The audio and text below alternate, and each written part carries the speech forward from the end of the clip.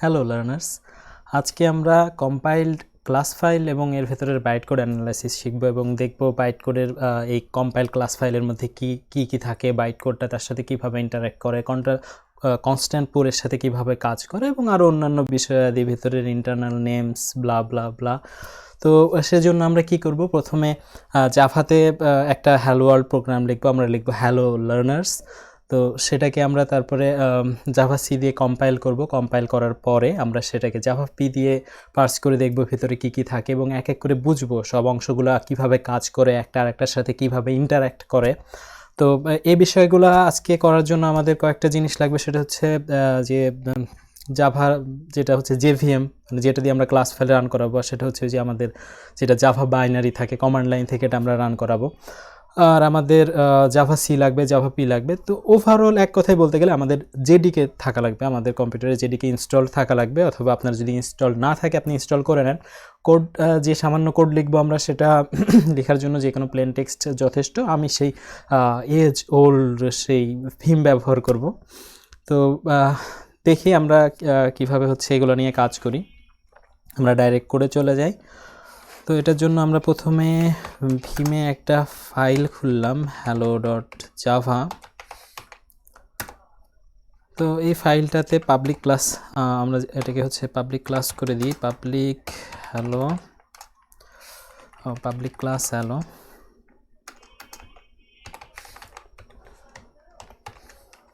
তারপরে তো সেই বিখ্যাত কুখ্যাত আমাদের পাবলিক স্ট্যাটিক ভয়েড মেন।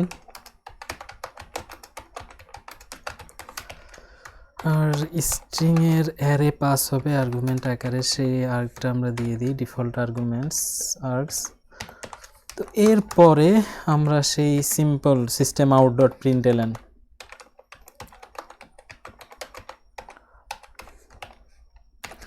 আর এখানে আমরা দিয়ে দিই হ্যালো লার্নার্স।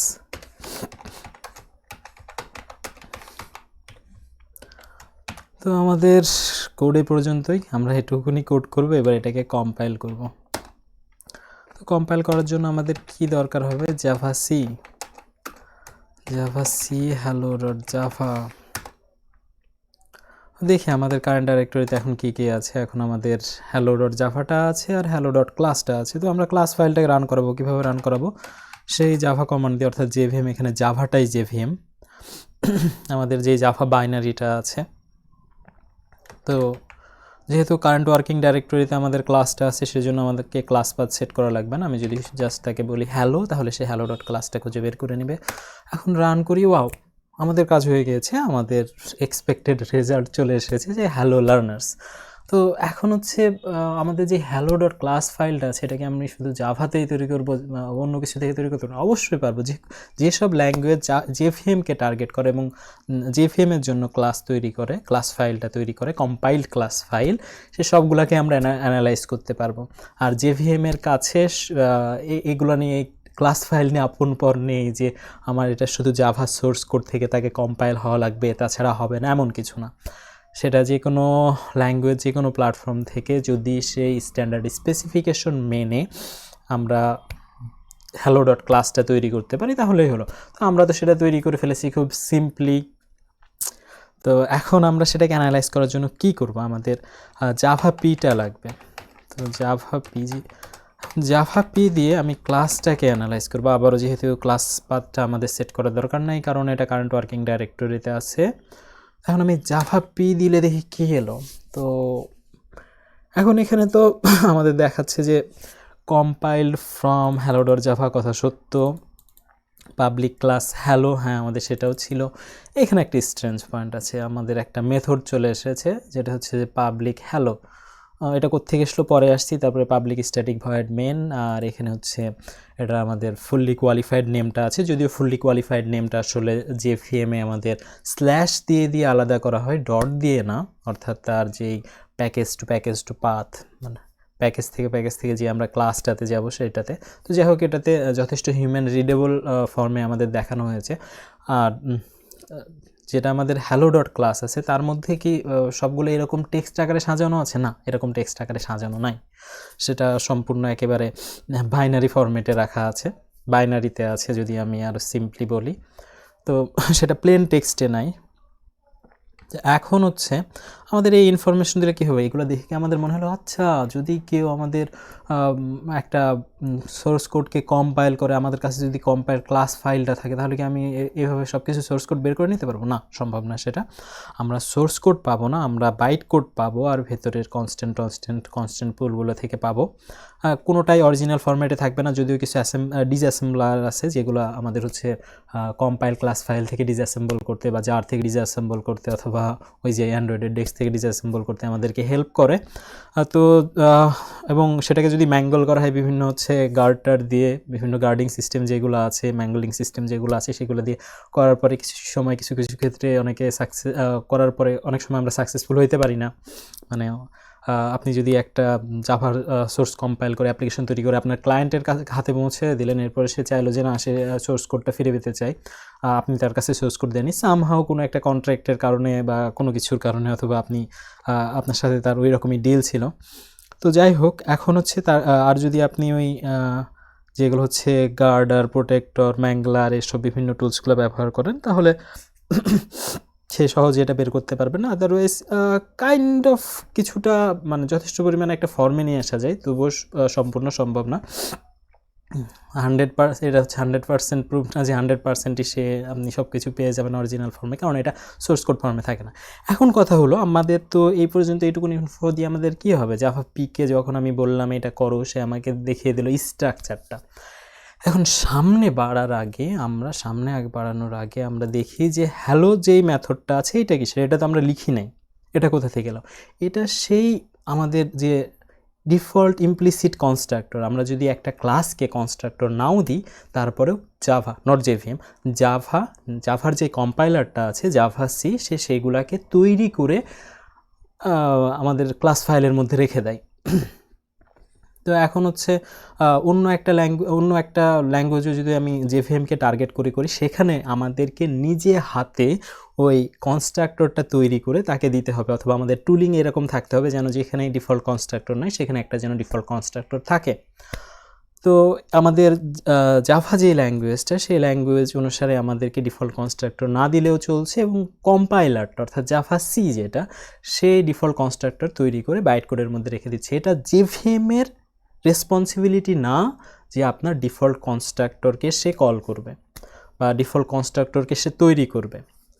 আর সে কোনটাকে তৈরি করবে, কোনটাকে কল করবে, এগুলো সব কিছু তার মধ্যে দিয়ে দিতে হবে। সে একটা কাইন্ড অফ এই দিক থেকে সে একটা ডাম্প মেশিন, সে ইনস্ট্রাকশন নেয়, সে ইনস্ট্রাকশন ফলো করে, সে সেইগুলোকে তারপরে অপটিমাইজ করে, পারফরমেন্স গেইন করে, মানে যত ধরনের হাউসকিপিং আছে সব হাউসকিপিংগুলো সে করে। তো এটা তো গেল আমাদের সেই হ্যালোর কাহিনী। এবার আমরা যে বাইট কোডে যেতে যাচ্ছিলাম, বাইট কোডে কীভাবে যাব? তো বাইট কোডে যাওয়ার জন্য আমাদেরকে জাভা পি এই যেটা কমান্ড লাইন টুল আছে, সেটাকে আমাদের একটা প্যারামিটার দিতে হবে যে -c। সো -c দিলে আমরা এটা ডিসঅ্যাসেম্বল ফর্মে পাবো। তো আচ্ছা, এই যে আমাদের সেই আবার আমরা পাচ্ছি যে কম্পাইল ফ্রম সেই hello.java, এই ইনফরমেশনটাও কিন্তু ওটার মধ্যে থাকে, আমাদের ক্লাস ফাইলটা যে কোথা থেকে কম্পাইল করা হয়েছে। তবে এটা ম্যান্ডেটরি না যে যেটা হচ্ছে আমাদের মানে ক্লাস ফাইলের স্পেসিফিকেশন আছে সেই অনুসারে আমাদের সোর্স কোডের নেমটা যে কোন ফাইল থেকে এসেছিলো এটা দেওয়া ম্যান্ডেটরি না। ইভেন আপনি এটার নাম যেমন ইচ্ছা তেমন দিতে পারেন। তো যাই হোক, তারপরে এলো এই যে আমাদের হচ্ছে যে ক্লাসের মধ্যে আমাদের যে কনস্ট্রাক্টরটা সেইটা হ্যালো, এরপর আমরা দেখছি কোড অংশটা, এইটাই আমাদের সেই অংশ, সেই দীর্ঘ প্রতীক্ষিত আকাঙ্ক্ষিত সেই অংশটা, যে বাইট কোডটা, সেই অংশটা। এবার আমরা চলে আসি মেনেও সেম, সেখানেও আমাদের কোডের অংশটা আছে। এখন আমি সামনে বাড়ার আগে, এগুলাকে এক্সপ্লেন করার আগে আমি আপনাদেরকে সেই ইনস্ট্রাকশনগুলো দেখে বাইট কোড। এখানে দেখেন কয়টা ক্যারেক্টার আছে, 1 2 3 4 5 6 7টা আন্ডারস্কোর সহ 7টা ক্যারেক্টার আছে, অর্থাৎ 7 বাইটের। তো আমরা যে বলি যে আমাদের বাইট কোড 1 বাইটের, ইনস্ট্রাকশনটা 1 বাইটের, তো 7 বাইটের হলো কী করে? কোশ্চেন অ্যাবসোলুটলি ভ্যালিড, কিন্তু এটা জাস্ট একটা সিম্বলিক রিপ্রেজেন্টেশন। যেটা আমাদের ক্লাস ফাইল আছে, ক্লাস ফাইলের মধ্যে ইনস্ট্রাকশনটা 1 বাইটেই আছে, এই a_load_0 একটা বাইটের মধ্যেই আছে। তো এটা জাস্ট তার সিম্বলিক রিপ্রেজেন্টেশন। আমরা যে ইনস্ট্রাকশনগুলাই দেখব কোডের প্রত্যেকটার এই প্রথম অংশে, মানে আমাদের হচ্ছে এই সংখ্যাগুলোর পরে প্রথম অংশে আমরা যেটা দেখব সেটা হচ্ছে সেই ইনস্ট্রাকশন, যেটাকে আমি কি করতে বলছি। তো আমাদের মেন অংশ যেটা আমরা যেই কাজটা করতে যাচ্ছিলাম সেটাতে যাওয়ার আগে আমরা হচ্ছে এই অংশটা একটু এক্সপ্লেন করি। এখানে কি আছে আমরা বলছি যে এ লোড আন্ডারস্কোর জিরো, এ লোড আন্ডারস্কোর জিরো এটা কি, এটা হচ্ছে কোথায় থেকে কাকে লোড করতে বলা হচ্ছে। তো এ লোড জিরোটা এ বলতে আমরা সাধারণত অ্যাড্রেসটা বুঝি, অর্থাৎ জাভাতে যেটা বুঝি, সি লাইক ল্যাঙ্গুয়েজে তো আমরা অ্যাড্রেস বুঝি, পয়েন্টার বুঝি, জাভাতে আমরা বলছি এটা রেফারেন্স। তো সেই অবজেক্টের রেফারেন্স বোঝানোর জন্য আমাদেরকে যেগুলোর সামনে আপনি দেখবেন এরকম এ লোড, এ স্টোর, এই এ সহ আছে, সেগুলো বুঝবেন যে এরকম একটা অবজেক্টের রেফারেন্স সে বোঝাচ্ছে। তো আমাদের এখানে যেটা যে লোকাল ভেরিয়েবলের যে আমাদের অংশটা আছে আমাদের ক্লাস ফাইলের মধ্যে, সেখানে যে জিরো পজিশনে যে আছে সে হচ্ছে এই ক্লাসের অবজেক্ট যখন তৈরি করা হবে ওই দিস। তো কনস্ট্রাক্টরকে বলা হচ্ছে যে সেই দিস অর্থাৎ এই হ্যালোর যদি একটা ইনস্ট্যান্স তৈরি করি এবং এটাকে যদি আমরা কল করি তাহলে সে যেন ওই আমাদের অবজেক্টটাকে নিয়ে আসে, সোজা কথায় জাভার পার্সপেক্টিভ থেকে চিন্তা করলে সে যেন দিসকে নিয়ে আসে। কোথায় নিয়ে আসে? আমাদের স্ট্যাকে নিয়ে আসে। জাভা একটা স্ট্যাক মেশিন, ওইসব টেকনিক্যাল ডিটেলসে আমরা ডিপতে পরে যাব। তো আমরা হচ্ছে এখন হচ্ছে এই পর্যন্ত দেখি যে ওটা হচ্ছে কিভাবে কাজ করছে আমাদের ওটা পরের ইনস্ট্রাকশনে। তো এরপরে আমরা দেখি যে হচ্ছে আমাদের পরের ইনস্ট্রাকশনটা কি বলছে, ইনভোক স্পেশাল এবং হ্যাশ চিহ্ন দিয়ে বলছে যে 1 নাম্বার যেটা আছে সেটাকে আমরা যেন ইনভোক করে। Invoke special, invoke virtual, invoke static, invoke dynamic, এই সবগুলো হচ্ছে আমাদের মেথডকে কল করার জন্য। সেগুলো কোনটা কোন পারপোসে কোন ধরনের মেথডকে কল করার জন্য ব্যবহার করা হয় সেই গভীরে আমরা পরবর্তীতে যাব। এখন আপাতত আমরা যতটুকুন সম্ভব আমাদের বোঝার জন্য যে অংশটুকুন সেগুলো আমি এক্সপ্লেন করছি। তো এখানে হচ্ছে যেটা আমাদের ডাবল স্ল্যাশ যেটা আছে, ফরওয়ার্ড ডাবল স্ল্যাশ যেটা আছে, সেটা আমরা যখনই দেখব তখনই বুঝবো এটা একটা কমেন্ট, এটা কিন্তু এই কোডের অংশ না। মানে যেটা আমাদের ওই যে একটা চেন আছে, একটা সিরিজ আছে যে এই 32 বিটে প্রত্যেক 32 বিটের অংশের প্রথম অংশের 1 বাইটে অর্থাৎ 8 বিটের মধ্যে আমাদের যে ইনস্ট্রাকশনটা আছে কি ইনস্ট্রাকশন এবং তার সাথে কিছু মানে আর্গুমেন্ট থাকতে পারে। যেমন আমাদের ইনভোক স্পেশালের সাথে একটা আছে যে #1, আসলে ওখানে কিন্তু #1 হিসেবে না, ওখানে একটা নাম্বারই আছে। এখানে নাম্বার ওই ইন্ডেক্সটা বোঝানোর জন্য। কিসের ইন্ডেক্স? সেটা হচ্ছে যে কনস্ট্যান্ট পুলের ইন্ডেক্স, ওটাতে আমরা এই ভিডিওতেই ধীরে ধীরে আসছি। তো ইনভোক স্পেশাল সে কী করছে এখানে একটু আমরা দেখে নিই যে java/lang/object এইটার ইনিট মেথডকে সে কল করছে। তো ওই যে আর একটা বিষয় আছে যে আমরা যখন কনস্ট্রাক্টরকে কল করব সে ইমপ্লিসিটলি তার সুপার অবজেক্টকে কল করবে, কিন্তু যে কোনো অবজেক্টের যে কোনো ক্লাসের সুপার ক্লাসকে সেটাই তো তার সুপার অবজেক্ট হবে। তো যাই হোক সেই সুপার ক্লাসের সে ওই মেথডটাকে কল করবে। তো মানে হ্যালো যে ক্লাসটা আছে তার যে ইমপ্লিসিট সুপার ক্লাস সেটা হচ্ছে অবজেক্ট, এবং অবজেক্টের মধ্যে যে ইনিট মেথডটা আছে সেটাকে কল করবে।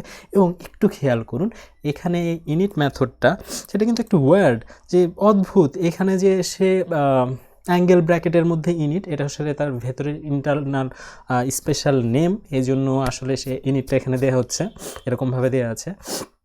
আর একটা জিনিস দেখি কোলন দিয়ে পাশে যেটা দিয়েছে সেটা সিগনেচার, অর্থাৎ আমি যাকে কল করছি তার সিগনেচারটা কি, অর্থাৎ সে কী কী আর্গুমেন্ট অ্যাকসেপ্ট করে বা প্যারামিটার অ্যাকসেপ্ট করে যেটা আমরা আর্গুমেন্ট হিসাবে পাস করব, সেই প্যারামিটারগুলোর টাইপ কী কী, সেই প্যারামিটারগুলো কী কী করে। যেহেতু এর মধ্যে কোনো কিছু পাস হচ্ছে না, কোনো আমরা আর্গুমেন্ট পাস করছি না, তো এখানে আমাদের যেই ব্র্যাকেট ওপেনিং আর ক্লোজিং ব্র্যাকেটের মধ্যে যেটা আছে সেটা মানে সেটা সম্পূর্ণ ফাঁকা।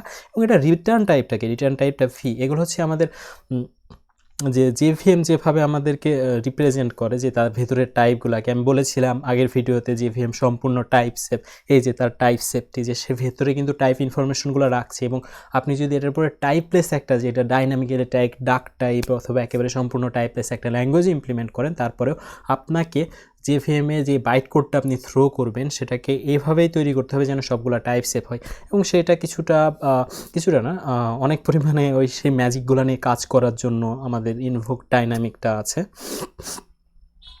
তো এই জায়গাতে আমাদের আরেকটা অংশ দিয়ে এখানে, সেটা জাভা স্ল্যাশ ল্যাং স্ল্যাশ অবজেক্ট। আমরা তো জাভাতে যখন কোড লিখি আমরা হচ্ছে প্যাকেজকে ইম্পোর্ট করি, যে অমুক প্যাকেজকে ইম্পোর্ট করো, সেখান থেকে ওই অবজেক্টটাকে আমরা ব্যবহার করি। তো ওখানে তো আমরা ডট ডট দিয়ে প্যাকেজগুলো সেপারেট করি, এখানে কিন্তু স্ল্যাশ দিয়ে সেপারেট করা আছে। জেভিএম ইন্টারনাল, জেভিএম ঠিক না, বাইট কোড ইন্টারনালি এগুলাই হচ্ছে আমাদের এভাবে হচ্ছে আমাদেরকে সম্পূর্ণভাবে ইনফরমেশন দিতে হয়, যে ডট দিয়ে না স্ল্যাশ দিয়ে। এবং জেভিএমটাও এটাই বোঝে, তাকে যদি আপনি ডট দিয়ে বোঝাতে যান সে বুঝবে না। আর এটা part of the specification, part of the rules. তো এরপরে আমরা তো প্রথমে দিস লোড করলাম, দিসের ওপরে আমরা হচ্ছে তার ওই যে যেটা হচ্ছে সুপার ক্লাসের ইনিট মেথডটাকে কল করলাম, তারপরে হচ্ছে আমরা যে রিটার্ন করলাম। এখন প্রতিটা মেথড আমাদের যখন শেষ হয়, কোথাও না কোথাও আমাদের কোনো না কোনো ব্রাঞ্চে অথবা একেবারে শেষে তো আমাকে রিটার্ন করতে হবে। আমি যদি রিটার্ন নাও করি, তারপরে জাভা সিটা কী করবে, এটা রিটার্ন করবে। কিন্তু আপনি যদি একটা ল্যাঙ্গুয়েজ তৈরি করেন যেটা জেভিএমকে টার্গেট করছেন, ক্লাস ফাইল, সেটার জন্য আপনি কম্পাইলার তৈরি করছেন যেটা ক্লাস ফাইল তৈরি করছে, অথবা ক্লাসের যেই আমাদের মানে বাইটসগুলো আছে সেটা তৈরি করে আপনি রিয়েল টাইমে সেটাকে হচ্ছে কাস্টম লোডার দিয়ে, ক্লাস লোডার দিয়ে লোড করছেন। তো যেটাই হোক না কেন, আমাদের মেথডটাকে কোনো এক জায়গাতে টার্মিনেশন লাগবে, যেটা রিটার্ন করে চলে যাবে। আর যদি এটা না করেন তবে জেভিএম আনডিফাইন্ড বিহেভিয়ার দেখাবে। এখন আসলে কি সে আনডিফাইন্ড বিহেভিয়ার দেখাবে? জেভিএমের আরেকটা কথা বলা হয় যে জেভিএম অনেক সিকিউর। তো কি করে সে কিন্তু বাইট কোডগুলোকে অ্যানালাইজ করে, সিকিউরিটি চেক করে, মানে ভেরিফায়ার যেটা তার থাকে সেই ভেরিফায়ার দিয়ে, তো তারপরে সে হচ্ছে এটাকে এক্সিকিউট করায়।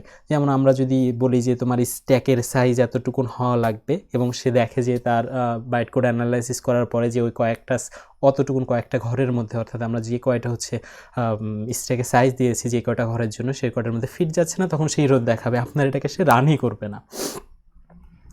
তো এরপরে আসি আমরা যে পাবলিক স্ট্যাটিক মেন, যেটা আমরা লিখলাম, এবং এখানে যেটা দেখছেন যে জাভা ডট ল্যাং ডট স্ট্রিং, এটা হচ্ছে জেভিএম কিন্তু ভেতরে বাইট কোডে ভেতরে কিন্তু এভাবে থাকে না। আর জেভিএম এটা বলছে না, ওখানে কিন্তু স্ল্যাশ দিয়ে থাকা লাগে, এবং সম্পূর্ণ ফুললি কোয়ালিফাইড পাথটা আমাকে বলা লাগবে। আমি শুধু স্ট্রিং যেমন জাভাতে বলছি এটা বললে হবে না। তো যাই হোক, এটা আমাদের যতটুকু সম্ভব হিউম্যান রিডেবল ফর্মে দেখানো হচ্ছে। তো ভেতরে বাইটে যেগুলো সাজানো আছে, ওটা যদি আপনি হেক্স এডিটর দিয়ে দেখেন তাহলে দেখতে পাবেন অবস্থাগুলো কী ওখানে। তো এরপরে আসে আমাদের এখানকার কোডে এখানে কী হচ্ছে, এখানে হচ্ছে যে আমরা বলছি যে প্রথম কোডটাতে যে গেট স্ট্যাটিক আমাদের যেটা হচ্ছে নাম্বার দিয়ে আছে 2 নাম্বার।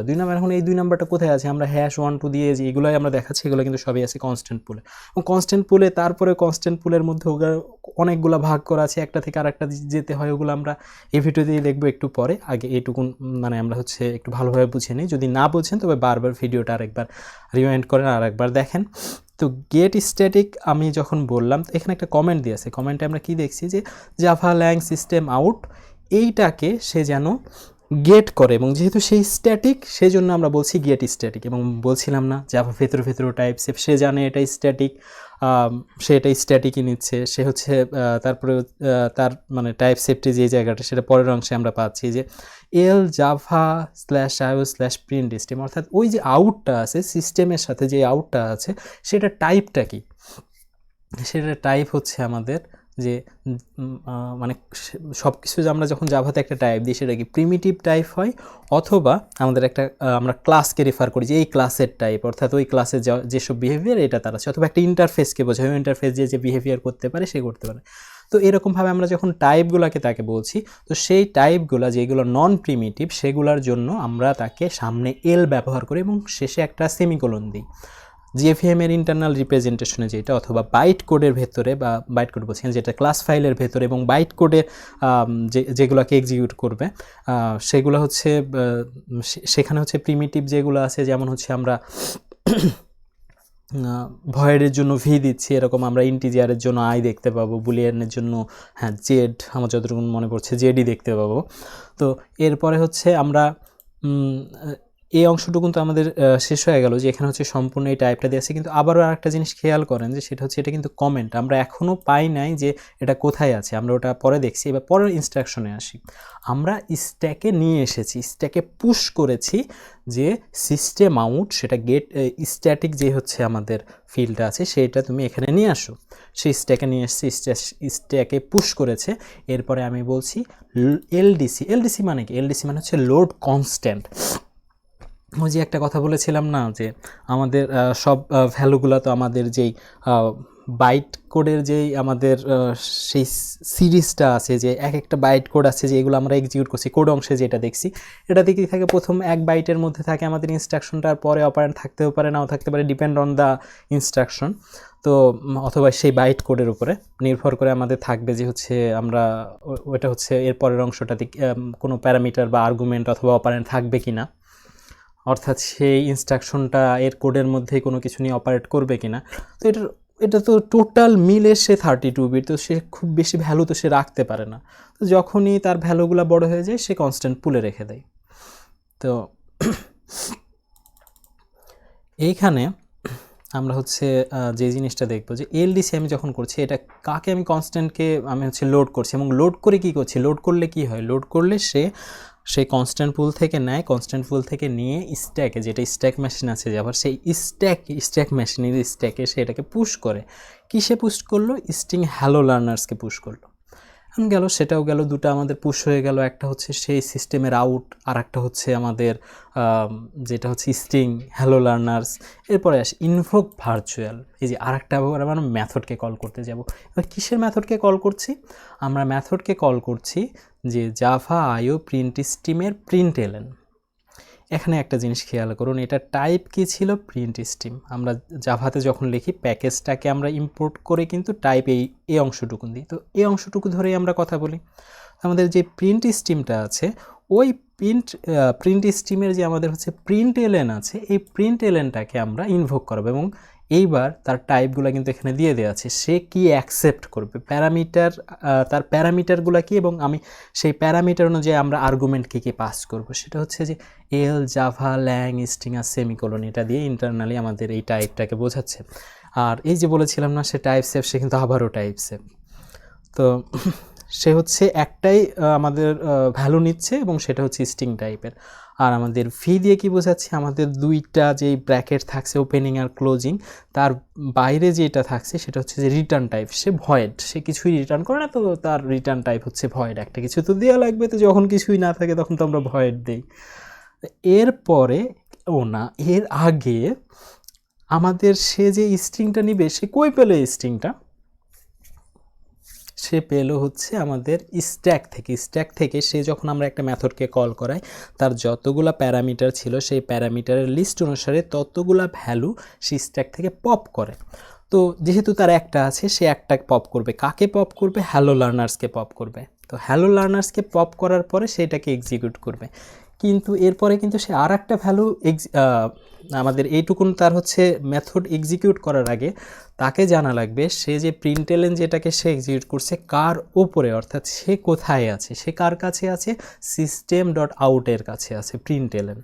তো তাকে তো খুঁজে পাওয়া লাগবে, তাকে খুঁজে পাবে কি, এর যখন প্যারামিটার্সগুলো কালেকশন শেষ হয়ে যাবে, সে যাবে যে আচ্ছা আমি কোথায় আছি, আমি যে মেথডটা আমি কোথায় আছি, আমি আছি সিস্টেম আউটের সাথে। এবার সে লাস্ট টাইম যেটাকে পপ করবে সেই ভ্যালুটা হইল তার সেই ঘর, যেই ঘরে সে আছে। তো সেই ঘরটা কি, সিস্টেম ডট আউট প্রিন্টেলের আমাদের কিন্তু পুরোটা মিলে গেল। আমরা কিন্তু সব কিছু এবার একসাথে জোড়া লাগালাম আমাদের ব্রোকেন পার্টসগুলো। এরপরে শেষে তো আমাদের আর কোনো কাজ নেই, আমরা রিটার্ন লিখছিলাম না। জাভাসি কী করেছে, জাভাসি নিজে রিটার্নটা তৈরি করে দিয়েছে। এটা কিন্তু জেভিএম তৈরি করেন, আপনি যদি তাকে না দেন সে কিন্তু এটা নিজে হাতে তৈরি করবে না, আপনাকে প্রোভাইড করতে হবে। আপনি যদি একটা নতুন ল্যাঙ্গুয়েজ ইমপ্লিমেন্ট করে আপনাকে প্রোভাইড করতে হবে। কোটলিন যখন করছে ইমপ্লিমেন্ট, তখন তাকে প্রোভাইড করা লাগছে, কোটলিনের কম্পাইলারকে, কোটলিন সিকে এটা প্রোভাইড করা লাগছে। যখন গ্রুফি করছে গ্রুফিকে এটা প্রোভাইড করা লাগছে, ক্লোজার করছে ক্লোজারকে সেই রিটার্নটা প্রোভাইড করা লাগছে। না, ওখানে যেহেতু কেউ রিটার্ন দেয় না, আমি একটা রিটার্ন দিয়ে দিই।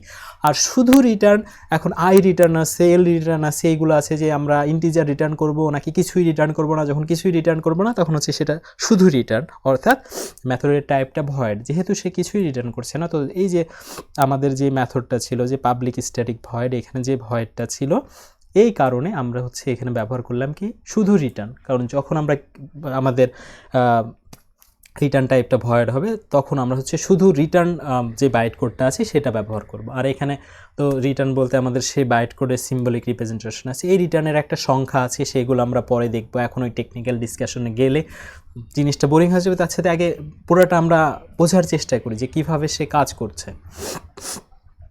তো এর এখন আমরা তো এতক্ষণ ধরে কথা বললাম, কথা বলার পরে তো আমরা হচ্ছে দেখতে পেলাম না সে মানে আমাদের 1 নাম্বার 2 নাম্বার 3 নাম্বার আমরা ভুলে যাই যে কমেন্টে কিছু ছিল, ডান পাশে স্ল্যাশ দিয়ে যে কমেন্টগুলো আছে সেগুলো নাই।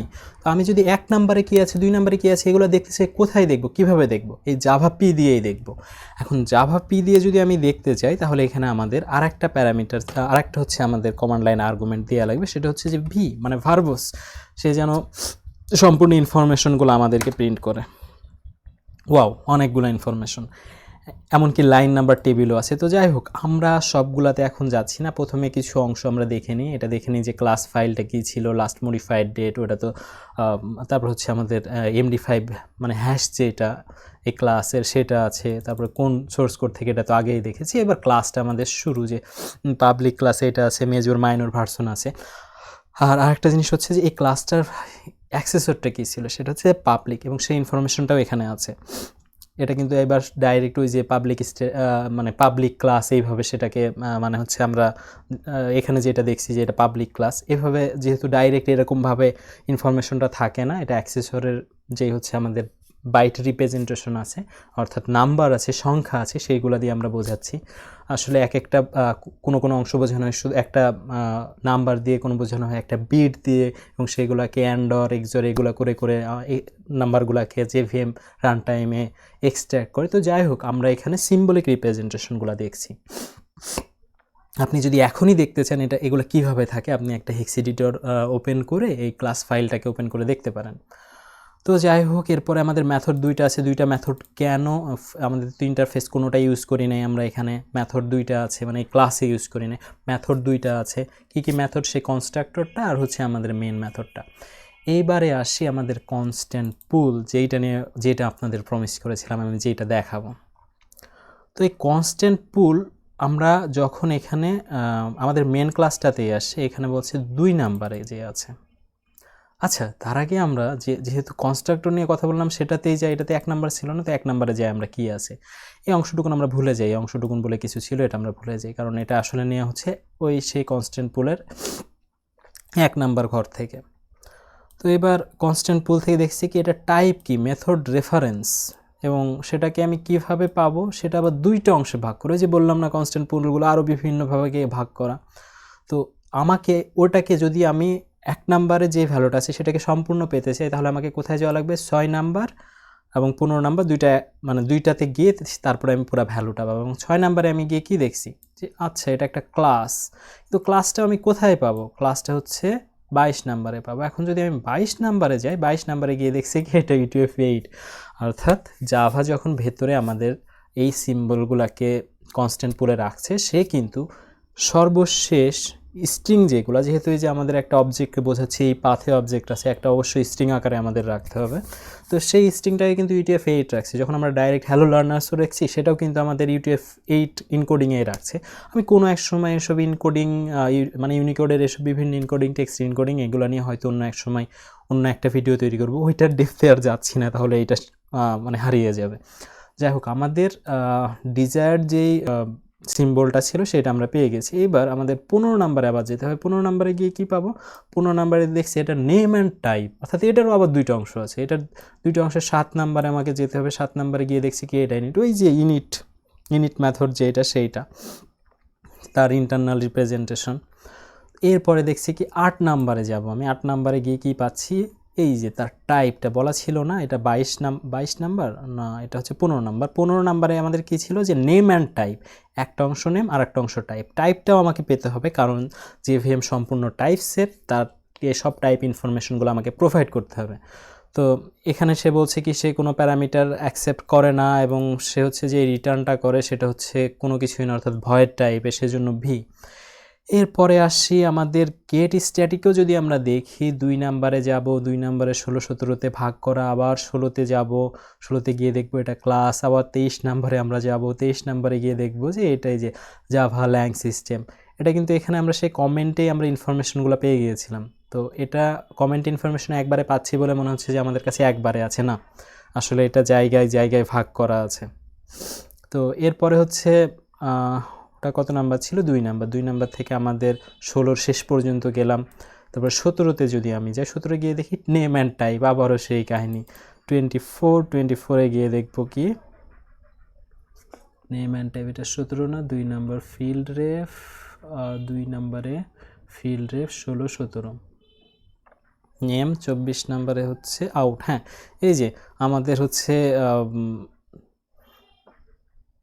তার তার যে ফিল্ডটা আছে সেই ফিল্ডটা হচ্ছে আউট, এবং এরপরে আমি যাচ্ছি 25 নম্বরে। 25 নম্বরে গিয়ে কি দেখছি, 25 নম্বরে গিয়ে দেখছি যে এটার যে টাইপটা, নেম অ্যান্ড টাইপ বলছে না, পরের অংশ তো টাইপটা কি আছে, টাইপটা হচ্ছে যে জাভা ও প্রিন্ট স্ট্রিম। সোজা কথা যদি আমরা জাভাতে লিখতাম তাহলে এই অংশটুকুনকে আমরা জাভা ডট আইও দিয়ে প্রিন্ট করতে, আইও দিয়ে হচ্ছে ইম্পোর্ট করতাম এই জাভা ডট আইও ডট প্রিন্ট স্ট্রিম, তারপরে শুধু প্রিন্ট স্ট্রিমটাকে ব্যবহার করতাম। শুধু ধরে নিই আমাদের এটার টাইপ সেই প্রিন্ট স্ট্রিম। তো কিন্তু জেভিএমকে অর্থাৎ বাইট কোডের থ্রোতে যখন আমি জেভিএমের সাথে কথা বলছি, তাই কিন্তু আমার সম্পূর্ণ ইনফরমেশন প্রোভাইড করতে হবে, সম্পূর্ণ পাথ প্রোভাইড করতে হবে। তার কাছে এটা বললে হবে না এটা অমুক প্যাকেজ থেকে এসেছে, কোনো প্যাকেজ ইনফরমেশন নেই ভিতরে। যখন আমরা বাইট কোড এটাকে কম্পাইল করছি, যেটা জাভার যে জেভিএমটা আছে, তো এটা কোনো সে হচ্ছে কেয়ার করে না যে কোন প্যাকেজের আন্ডার আছে, কোথায় আছে, আমাকে ফুল পাথটা দাও, আমি ওই প্যাকেজে ঘুরে তারপর ওটাকে খুঁজে নিব, তারপরে সেটাকে ক্যাশ করা লাগবে কি লাগবে না সেটা সম্পূর্ণ আমার ব্যাপার। তো এরপরে আসি আমাদের সেই এলডিসিটাতে, যেখানে আমাদের হ্যালো লার্নার্সটা আছে। তো এখন এলডিসিতে 3 নম্বরে আছে, 3 নম্বরে যাই দেখি কি আছে, এটা স্ট্রিং টাইপের। কিন্তু স্ট্রিং টাইপ বললে তো হবে না, শেষ পর্যন্ত এটা তো ওই আমাদের যে হচ্ছে জাভার যে স্ট্রিংটা আছে সেটা তো 16 বিটের অর্থাৎ 2 বাইটসের। তো সেটা যেটা আছে সেটাকে জাভা ইনকোড করে কিভাবে রাখছে টেক্সট আকারে, সে UTF-8 রাখছি, সেজন্য আমাকে আবার 18 নম্বরে যেতে হবে। 18 নম্বরে গিয়ে আমি কি দেখবো, যে এটা হ্যাঁ UTF টাইপ এবং এটার যেই স্ট্রিংটা আছে সেটা হ্যালো লার্নার্স। আমাদের কাজ সারা, আমাদের যে ডিজায়ার্ড জিনিসটা আমাদের ছিল সেটা আমরা পেয়ে গিয়েছি। এরপরে আমরা ইনভোক ভার্চুয়াল করলাম। 4 নম্বরে গেলে আবারও সেমভাবে আমরা দেখতে পাবো মেথডের 2টা অংশে ভাগ করা, ওগুলো বাদ বা এগুলো দেখে নেন এখানে কী কী আছে। আপনি হচ্ছে জাভা পি দিয়ে এটাকে অ্যানালাইজ করে একটু দেখে নেন, সবগুলা এই একই থিওরিতে বারবার কাজ করবে এবং সবগুলা টাইপই আপনি পাবেন, আর শেষ পর্যন্ত রিটার্ন।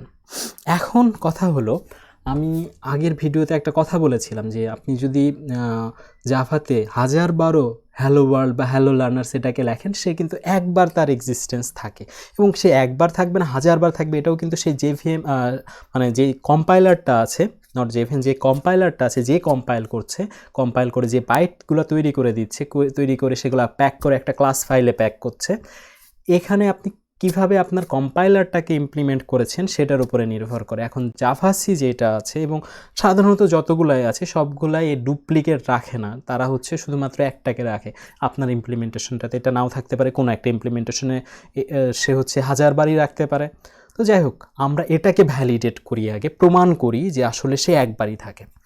তাকে আমি যদি 1000বারও লিখি, আসলে আমরা 1000বার লিখবো না, 2বার লিখবো, 2বার লিখে দেখবো কোথায় থাকে। তো আমরা সেই ভীমকে, ইনফেমাস ভীমকে আবার নিয়ে এসে আবার এখানে হচ্ছে দ্বিতীয়বার লিখি। ও আর একটা কথা, আমি যেটা বলছি না যে হচ্ছে যদি আপনার একবার থাকে কোনো একটা স্ট্রিং, যদি 1000বার থাকে, অথবা একটা যদি আপনার ওই ডাবল লং এগুলো 1000বার থাকে, সে একবারই থাকবে। এটা তো একটা কম্পাইলার ইমপ্লিমেন্টেশনের উপর নির্ভর করছে, অথবা আপনি যেই টুল দিয়ে এটাকে তৈরি করছেন ক্লাস ফাইলটাকে, সবসময় যে সেটাকে কম্পাইলারই হতে হবে এমন না, তবে সাধারণত এগুলোকে আমরা কম্পাইলারই বলি।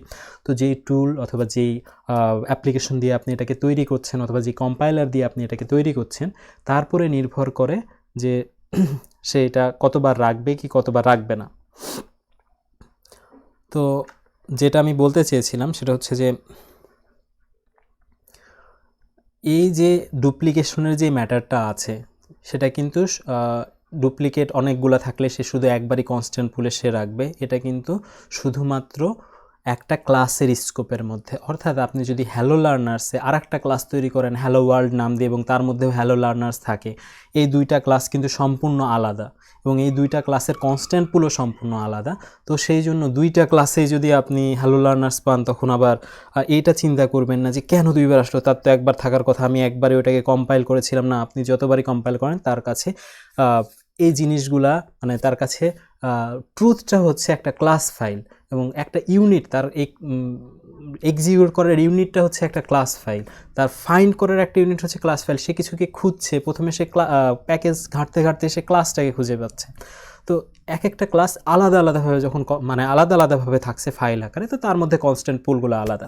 তো সেই জন্য আমি যেই কথাটা বলছি যে হ্যালো লার্নার্স, আপনার ক্লাসের মধ্যে যদি 1012 থাকে, ক্লাসের বিভিন্ন মেথডে বিভিন্ন জায়গাতে যদি 1012 থাকে, সেইটা কনস্ট্যান্ট পুলে সাধারণ ইমপ্লিমেন্টেশনগুলোতে, আমরা যে মেইন স্ট্রিম ইমপ্লিমেন্টেশনগুলো দেখি সেগুলোতে একবারই থাকে। এখন এটা হচ্ছে আপনি অনেকগুলা সোর্স ফাইলকে একসাথে কম্পাইল করেছেন, একটা প্রজেক্ট করেছেন, জার করেছেন, অথবা সেটাকে অন্যভাবে ডিস্ট্রিবিউট করেছেন, ওয়ার আকারে ওয়েবে ডিস্ট্রিবিউট করেছেন। তো সেই জন্য আপনি এটা ভাববেন না যে আপনার যেহেতু প্রজেক্ট একটা, আপনার হচ্ছে সোর্স কোডগুলো একবারই কম্পাইল করেছেন, সবগুলা মিলে একটা জার তৈরি করেছেন, ওয়ার তৈরি করেছেন, ডেস্ক তৈরি করেছেন, সেই জন্য সে একবারই থাকতে হবে তা না। সে প্রত্যেকটা ক্লাস ওয়াইজ সে একবার থাকবে, নট পুরো প্রজেক্ট ওয়াইজ। তো আমরা এটাকে ভ্যালিডেট করার জন্য আবার লিখি যে সিস্টেম আউট প্রিন্টএলএন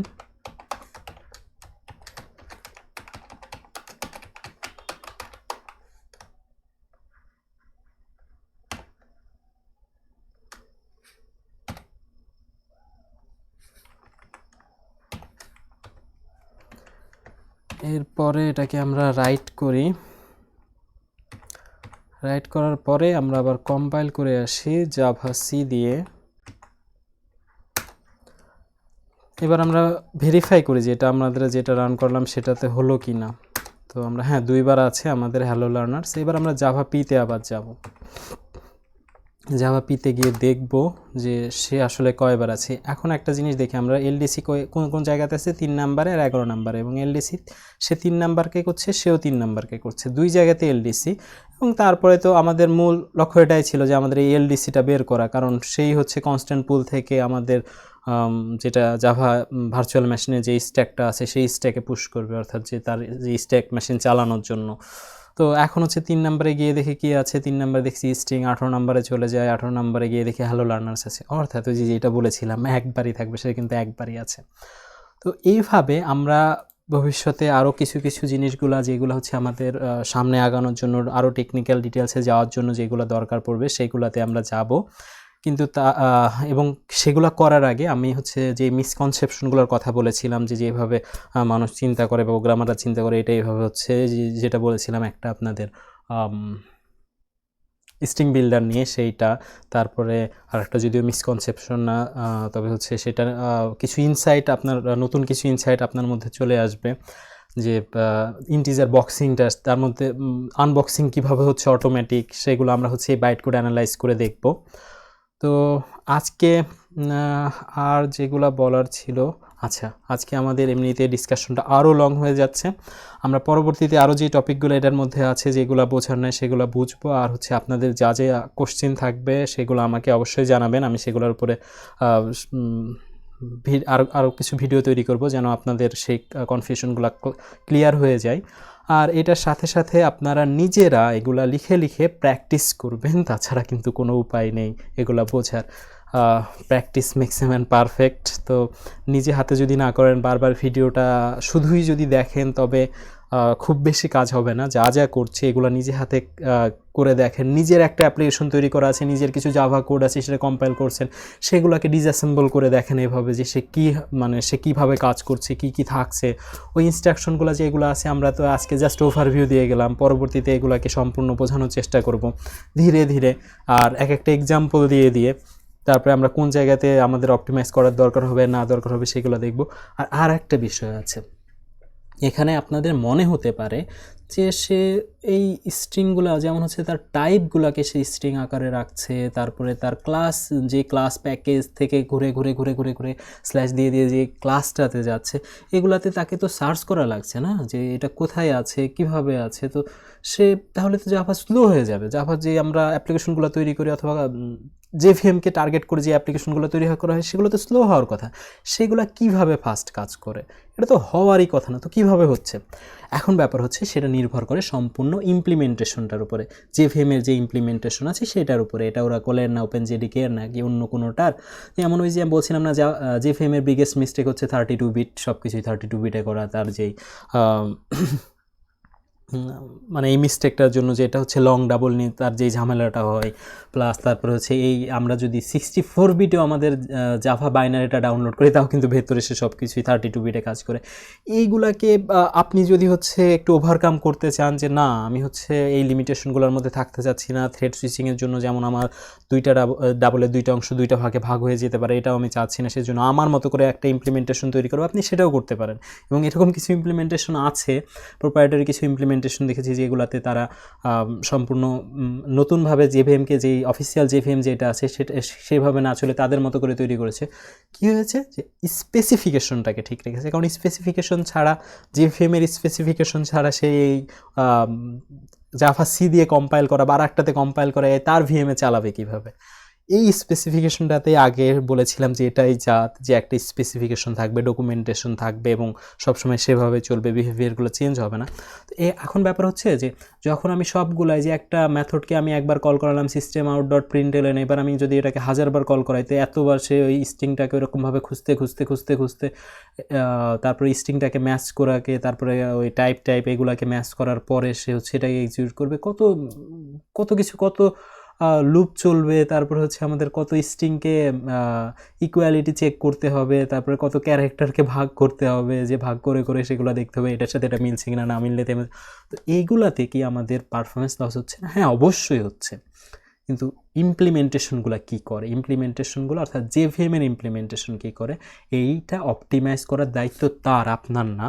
আপনি আমি বা আর একটা ইমপ্লিমেন্টেশন কী করবে, এই স্পেসিফিকেশন অনুসারে ক্লাস ফাইলটা তৈরি করবে, তার বাইট কোডগুলো ভেতরে ওইভাবে সাজিয়ে দেবে, কনস্ট্যান্ট পুল ওইভাবে তৈরি করবে, যদি লাইন নাম্বার টেবিল থাকে সেটা দিয়ে দিবে, সোর্স কোডের জন্য ডিব্যাগের জন্য যদি সোর্স কোড অ্যাড করা লাগে সেটাও অ্যাড করে দিয়ে দিবে। তো এরপরে অপটিমাইজেশনটা কী করে করবে, সেই সার্চটা কীভাবে করবে সেটা সম্পূর্ণ জেভিএম। এবং এটা সাধারণত কীভাবে হয়, সে প্রথমবার রান হওয়ার পরে দ্বিতীয়বার কিন্তু সে আর স্ট্রিংকে ম্যাচ করতে যায় না, সে দ্বিতীয়বার সে একটা ইন্ডেক্স তৈরি করে, এরপরে সে পয়েন্টার অ্যারিথমেটিক দিয়ে হোক অথবা অ্যারে ইন্ডেক্সিং দিয়ে হোক, যদিও ইন্টারনালি অ্যারে ইন্ডেক্সিং ওই পয়েন্টার অ্যারিথমেটিক দিয়ে করা হয়। তো এইভাবে সে সবগুলো খুবই ফাস্ট অ্যাক্সেস করবে। বেয়ার মেটেলে তারপরে হচ্ছে যদি সে হটস্পটের মতো আর একটা যদি আমাদের মেশিন কোডে ইন্টারনালি কনভার্ট করার জন্য সে যদি হটস্পটের মতো আর একটা কিছু নিয়ে আসে, তো সেগুলো একেবারে বেয়ার মেটাল পারফরমেন্সে চলে যাবে। তো ইনিশিয়াল যে কস্টটা আছে এই কস্টটা পে করার পরে সম্পূর্ণ অপটিমাইজেশন তার উপরে। এখন আপনার একটা জেভিএম ইমপ্লিমেন্ট আপনি করলেন যে এখানে এরকম কোনো অপটিমাইজেশন হয় না, তো আপনার জেভিএম স্লো চলবে, এটাই স্বাভাবিক। আপনার পারফরমেন্সটা অন্যান্য ইন্টারপ্রেটেড ল্যাঙ্গুয়েজ থেকেও স্লো হবে, এটাই স্বাভাবিক। তো যাই হোক, আজকে আমাদের বাইট কোড অ্যানালাইসিস এ পর্যন্তই। এরপরে আরও বিভিন্ন ধরনের বাইট কোড অ্যানালাইসিস নিয়ে আবার আসছি, সে পর্যন্ত বাই।